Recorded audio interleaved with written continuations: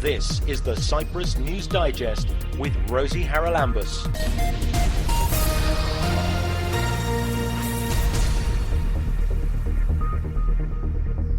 We're joined on this week's programme by a human rights lawyer to discuss the plight of the buffer zone migrants. For the Republic of Cyprus to take the view that we no longer process these applications if you come from Syria or if you are one of the 28 people stranded in the buffer zone may be a political decision, but it's certainly not a legal one. And you can cool off this weekend in Platres at the Lavender Festival. It's a wonderful outing for the family because we can keep them busy and happy and learn a lot of things and taste a lot of things as well.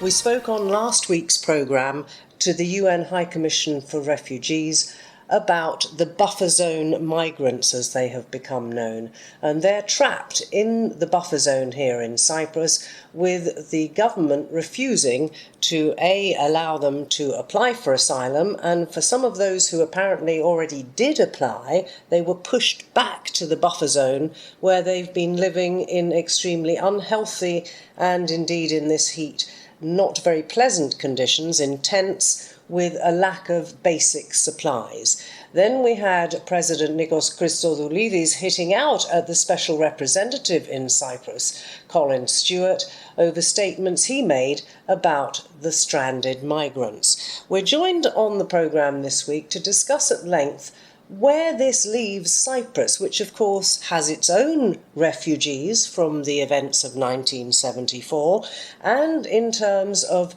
humanitarian law and international law and EU law when it comes to asylum applications. It's a warm welcome back to the programme to Achilleas Dimitriadis, well-respected, well-known human rights lawyer.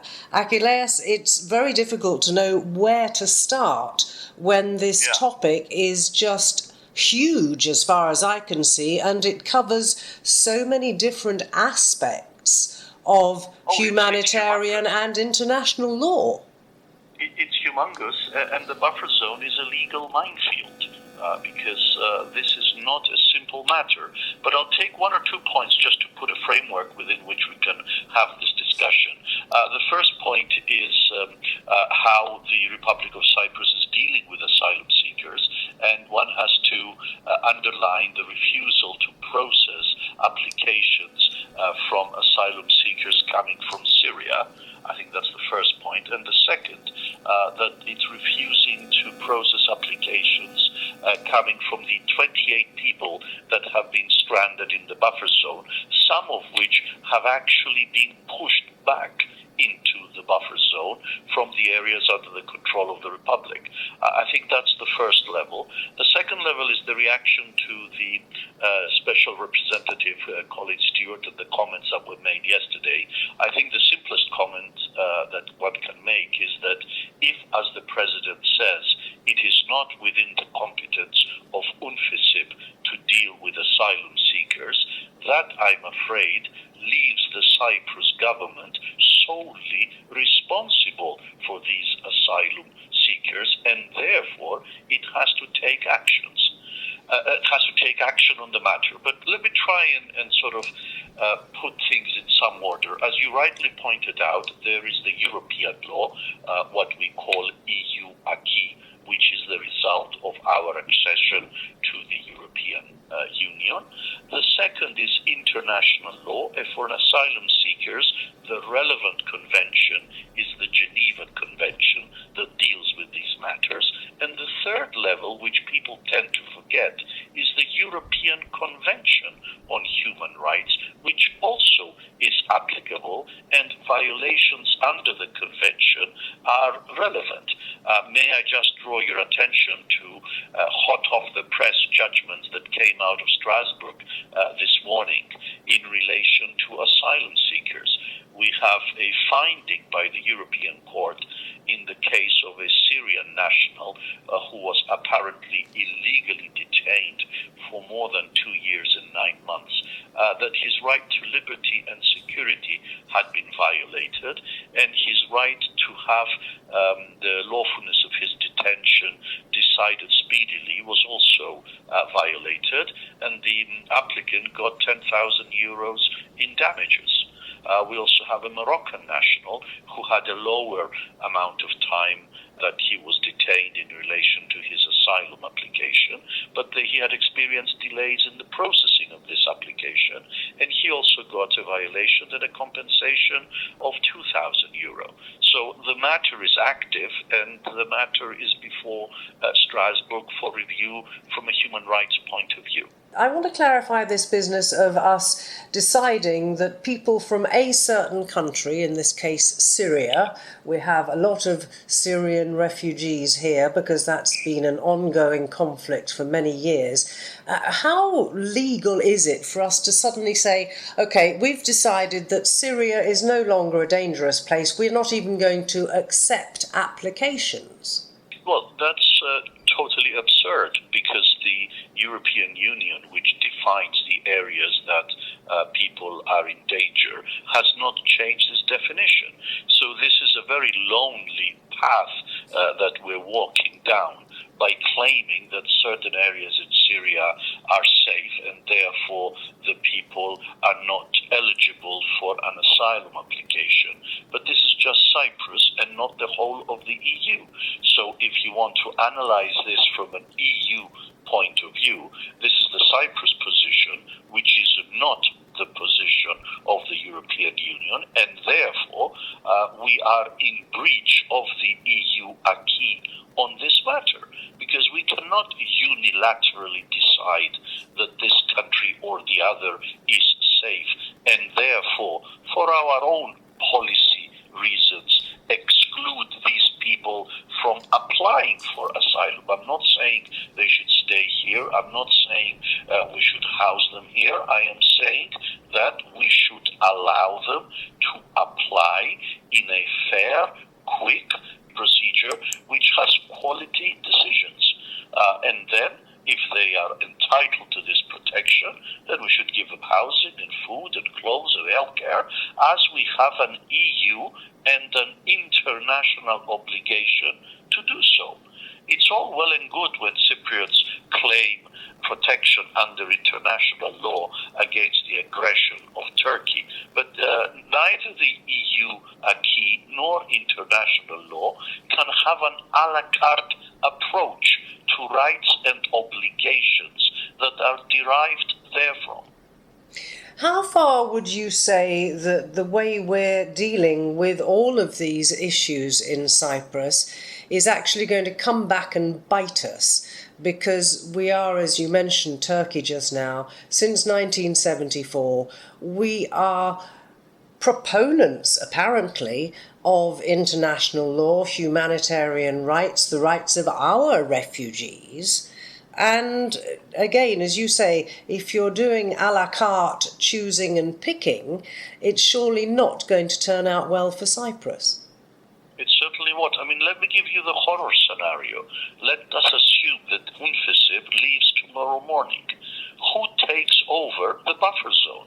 Do we take it up to the point where the Turkish ceasefire line is?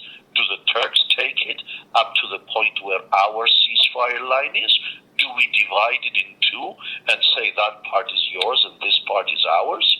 That's how you need to understand the necessity of having UNFICYP and the respect we have to show to UNFICYP, because imagine if they walk out.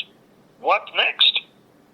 Well, and then we have the new Deputy Minister of Immigration, who I think is himself, is he a graduate with a law degree in international law, saying that we don't want the buffer zone turning into an immigration corridor. It already is one, isn't it? Well, whether it is or it isn't is neither here nor there. The point is, what are the obligations of the Republic of Cyprus? And if I am not wrong, I think he has a PhD in the international law, so I think he is well educated and conversed in this matter. But his his line of argument is a bit more sophisticated. His line of argument is that because this has to do with the Green Line regulation, and because the Green Line regulation deals with issues of crossing the Green Line, and as such allows the Republic of Cyprus a certain margin for doing things, this Green Line regulation somehow, and I really didn't get it, takes over our obligations under EU asylum provisions and somehow suspends our obligation to take these applications and treat these people as EU acquis requires. I think that's the argument, and I think the argument is a false one, because even though the EU acquis applies in the buffer zone, and consequently the Green Line regulation along with it, the specific provisions of the asylum law take precedent to the Green Line regulation, because it is far more important, and it is also supported by international norms. For example, the Geneva Convention. Yeah, and there we are. We're back to a la carte, aren't we? Which does take precedence, in your view, in terms of what the government should be doing? I mean, there is a certain amount of leeway for EU members, and some things take precedence over national law and others don't, and it's quite complicated. But can you put like a ladder, if you like, to say what is absolutely inviolable or should be for a government that is a member of the European Union and a member of the United Nations? So what should we be saying this is the must-do, must-have? Well, it's basic that we respect the provisions of the international treaties and the EU acquis. And asylum provisions are pretty clear. I don't think we have any justification other than the policy one that the government is giving out to claim that we do not have to undertake our legal obligations. I think it's a feeble excuse, and I don't think it will hold.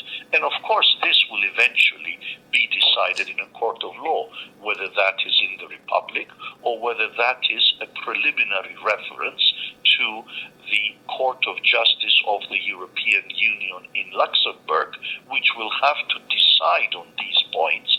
And if I were to predict the result, I think they will find that the Republic of Cyprus is not in line with the European law on the matter. But of course, because of practical reasons and delay, and the fact that these people are not allowed access to take legal measures, legal steps, as I understand, the thing is delayed, and you have 28 people sitting in 42 degrees in tents, not having a humane treatment. And that, I think, is unacceptable, to say the least. And one does wonder if it gets to be serious enough that, God forbid, there should be, well, a death among those migrants. Again, that's directly the responsibility, is it not, of the Cypriot government? Oh, it is. I mean, we have not ceded the buffer zone territory to anyone else. We have allowed the United Nations force in Cyprus since 1964 to take control of what at the time was the UN buffer zone and what has become in 74 a much bigger area. But that has specific provisions. It has the status of forces agreement between the Republic of Cyprus and UNFICYP, and one can look at that. But by no means has Cyprus given up jurisdiction in the buffer zone for purposes of asylum seekers, or for that matter, for purposes of human rights violations. And this jurisdiction is there. Because of this jurisdiction, they have certain obligations, and those obligations, people who are in these unfortunate circumstances have to rely on in order to survive. That's why we have international humanitarian law. And I do understand the policy aspect of this argument that the government is trying to advance, but you do not play like this with people's lives in this kind of heat. It also raises questions about the status of the buffer zone. I mean, we've had things happening in Pila, we've had things happening in farming areas around the Central Plain, and the UN step in and there's a little bit of a skirmish or whatever, and then everything seems to go back to how it was. But does anything change when those incidents occur? Well, they change in the fact that these incidences bring up the issue of what is the buffer zone, what is the law applicable, who is in charge, who is liable, how can you have access? And you've pointed out Bila as one example. I will remind you the issue of the Chetigaya football pitch just next to the Lidra Palace. But there are also bigger issues that this story brings up to the surface, and that is the question of properties in the buffer zone. Say you have a house in the buffer zone, and for national defense reasons, because the UN are actually in it in an observation post, it cannot be used. Well, you're losing your rent from 1974 until today. I do understand that's for the national interest and to protect people who are one or the other side of the buffer zone. But why should your property rights be deprived for this public interest? The Cyprus government should come and compensate people whose property is affected in this way. And I must say, this issue has not really come up to the surface. There is case law in Strasbourg that we are awaiting the result of, and should there be a finding that there is a violation of the property right of individuals who own property in the buffer zone but cannot use it for various reasons, and that will be a serious escalation into this problem, because really the buffer zone is being used by the UN rent-free. Of course, it's not the fault of the buffer zone. People will say it's not the fault of the Republic of Cyprus. It is the fault of the Turkish Republic. But the point is that the Republic of Cyprus has this soil which belongs to it. It is responsible to uphold human rights norms in it, and that is what is called a liability or responsibility for a state. You can't have it both ways. Now, that brings to mind the case that you brought years and years ago for Titina Loizido and the loss of the use of her property in the occupied areas. So are you basically saying that anybody who has a property in the buffer zone could sue our government and indeed maybe the UN for not allowing them the use of their property and for the loss of income? Well, let me ask in the simple way. The UN you cannot sue because they have diplomatic immunity. So the only person you can sue is the Republic of Cyprus. Now, whether this is legal or not, as I said, we are expecting case law from Strasbourg to come out. And yes, there is a possibility that for the properties in the buffer zone, the Cyprus government should be held responsible because it has invited the United Nations to come in and keep the peace. Keeping the peace is not at zero cost. Keeping the peace has a cost, especially for people whose properties is either used by the UN or they cannot use themselves. That is how you analyze the situation legally. And you cannot simply say, oh, well, bad luck, this is in the buffer zone. When the Cyprus problem is solved, you will get your property back and you can rent your house out. It doesn't work like this in law. In law, you have to apply for and claim your rights. And obviously, this takes a lot of time. But it is your right. It is, in fact, your human right. And the Republic of Cyprus, as part of the European Convention of Human Rights, has this responsibility as well. It does seem to me that we are laying ourselves open to all sorts of loss of credibility on a lot of different issues here, Achilleas. When I think back over the years since 1974 and the way we've played the refugee card for the displaced Cypriots. The way the governments from 74 onwards have handled the displaced persons is something that has to be examined very critically and not just be put on the side. And yes, a lot of mistakes have been made, and I think a lot of mistakes are continuing to be made, and these have to be put right.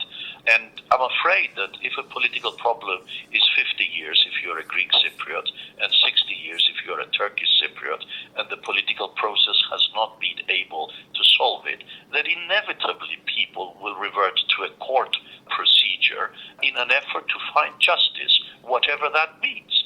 And in that justice, human rights is the basis upon which people will claim their rights. And rightly or wrongly, this is how the procedure will go. And rightly or wrongly, that's the way across the globe people who are vulnerable, who are fleeing conflict or persecution of any sort, they rely on this international human rights law and all these treaties and conventions, don't they?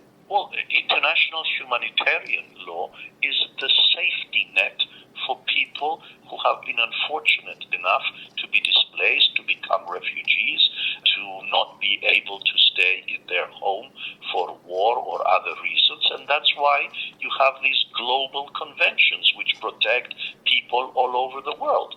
For the Republic of Cyprus to take the view that we no longer process these applications if you come from Syria or if you are one of the 28 people stranded in the buffer zone may be a political decision, but it's certainly not a legal one.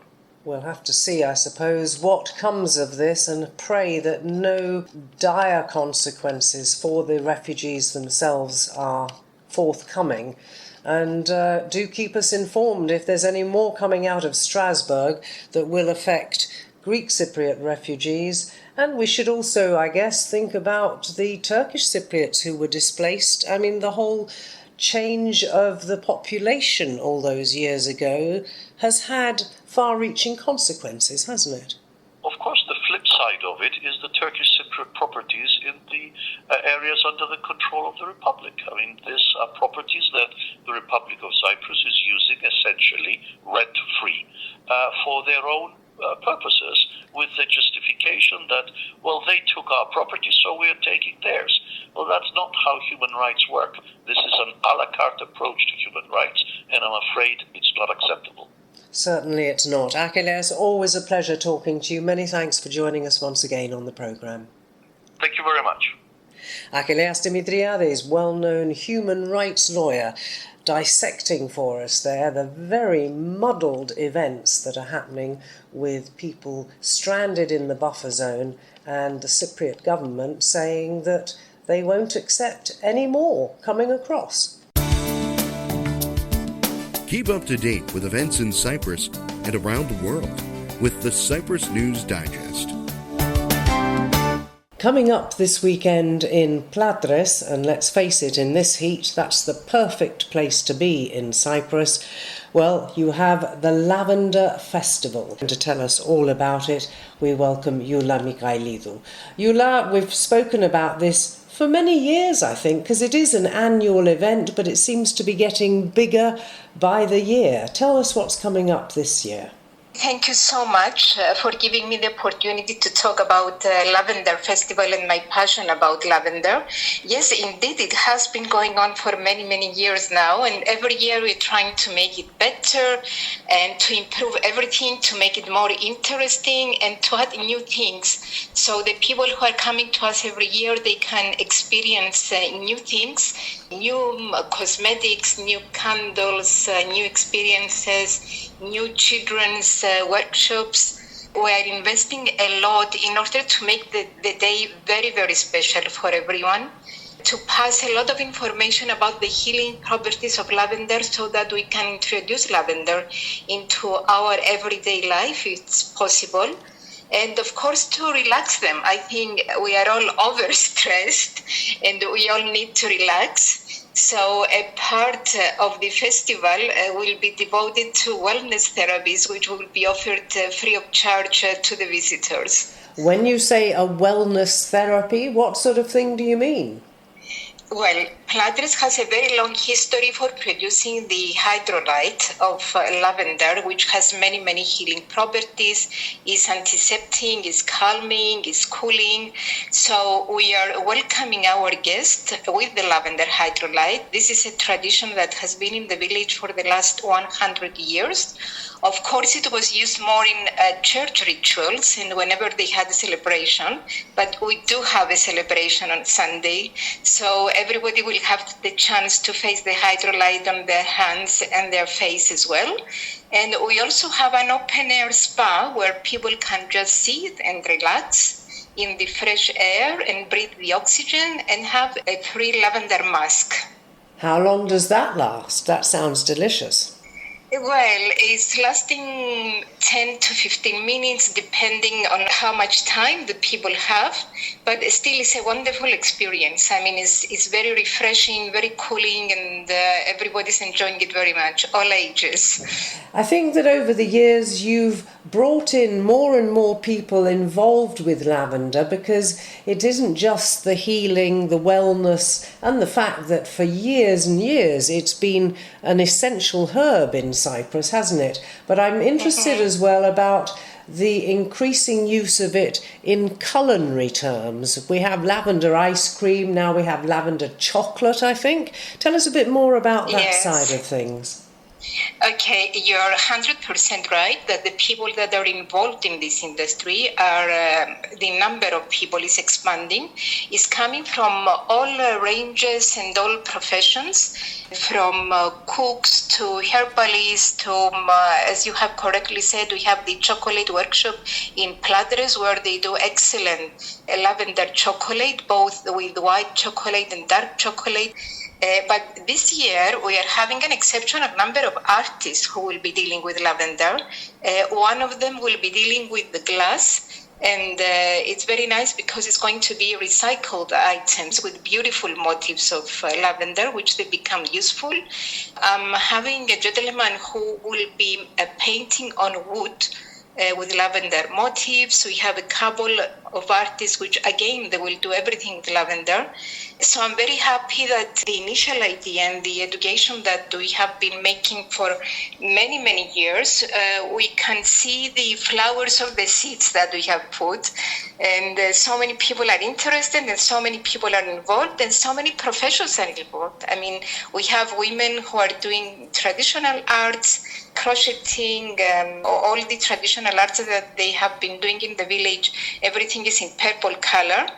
But also lavender is everywhere. I mean, in the food, in the drinks. Again, at the festival, we'll be welcoming the guests with our lavender dream, which is fresh flowers of lavender. We make it like a syrup, so it's like a lemonade, which you dilute with water, but this one is lavender.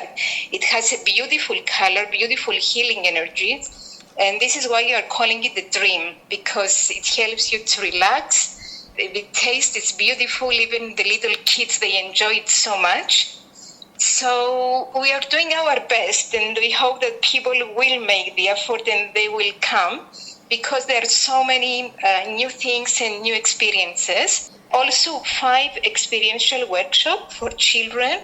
All our trainers are professional educators, so the children will be able to play with different parts of wood from the forest, which they will decorate. They will make their own frames to bring them at home with lavender motifs. This year we have a gentleman who will help them to make their own butterfly from pieces of wood from the forest, the unused parts. As we are about to launch our butterfly sanctuary in Platres, so this is all in preparation of the next project to come. And also sun and rainbow catchers with purple colors, which again the children or the adults will bring at home, so they will have rainbows everywhere in the house. I think that over the years you've managed to get the message across that this is one of the herbs that has so many different uses. So tell us a little bit about after the actual event on Sunday, because I think running all the way through August, and even is it until the beginning of September, you've got workshops taking place. Exactly. Our work at the Lavender Thematic Center, which is established in Platres at the Cultural Center, is that we are providing education about the healing properties and uses of lavender. This has been going on for many, many years. We have the support of the Deputy Ministry of Tourism, so all these workshops and educational programs are offered free to the public. It's a wonderful outing for the family because we can keep them busy and happy and learn a lot of things and taste a lot of things as well. So every Sunday from the 14th of July, that is the Sunday after the festival, at 10 o'clock in the morning, we have experiential workshops which they run all the way up to the 1st of September. And I know that people can find out more if they look for your Lavender Thematic Centre Platres on Facebook. All the details are there. Oh, I can smell it from here, I think. It's going to be absolutely wonderful. Yula, many thanks for telling us all about it. Thank you so much for promoting our event every year. I'm really grateful to you because you have a great audience and people who understand, and I'm sure they will be interested in attending. So your support is very, very precious to us. So thank you so much for giving me the time and the opportunity. It's my pleasure. That is Yula Michailidou talking about the Lavender Thematic Centre in Platres. They have their special day coming up this Sunday, but if you can't make that one, then do check out all the dates upcoming for workshops right the way through the summer.